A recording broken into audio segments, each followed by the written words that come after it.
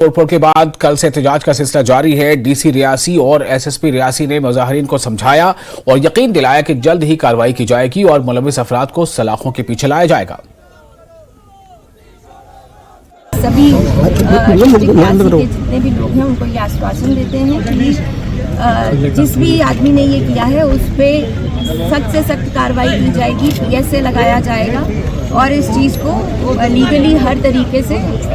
Proper तरीके से इसको हम स्ट्रॉन्ग से स्ट्रॉन्ग है। धार्मिक स्थल के साथ हुई तोड़फोड़ का मामला अभी थमने का नाम नहीं ले रहा है। वहीं प्रदर्शनकारी जो है वो लगातार रियासी मुख्य चौक चौराहों पर जाकर के प्रदर्शन जो है वो लगातार कर रहे हैं और डीसी रियासी एसएसपी रियासी के खिलाफ भी जो है वो नारेबाजी जरूर की गई है। और इसी बीच ये दोनों ऑफिसर जो है प्रदर्शनकारियों के बीच जो है वो मौजूद रहते हैं और इन्हें शांत करवाने के लिए और आश्वासन देने के लिए जो है बातचीत करते हैं। आश्वासन जरूर दिया गया है कि अब सीसीटीवी कैमरा जो है वो सभी रियासी के तमाम मंदिरों में जो है वो लगाए जाएंगे, जिनकी निगरानी में जो है वो पूजा अर्चना भी हुआ करेगी और कोई भी ऐसा व्यक्ति अगर दिखाई देता है तो कहीं ना कहीं उसकी भी छानबीन होने में जो है वो एक सीसीटीवी कैमरा जो है वो अहम भूमिका निभाएंगे। और जिसके बाद अभी तक जो है वो प्रदर्शन शांत हो चुका है और फिलहाल जो डीसी रियासी के आश्वासन पर जो ये भी कहा गया है कि अब जो है वो पीएसए उन लोगों के ऊपर लगाया जाएगा जो लोग इस मामले में दोषी अगर पाए जाते हैं। फिलहाल इसके साथ साथ अगर बात करें शिवखोड़ी में जो आतंकी हमला 9 जून को हुआ था उसका भी बीच में जो है वो एसएसपी रियासी ने जिक्र किया है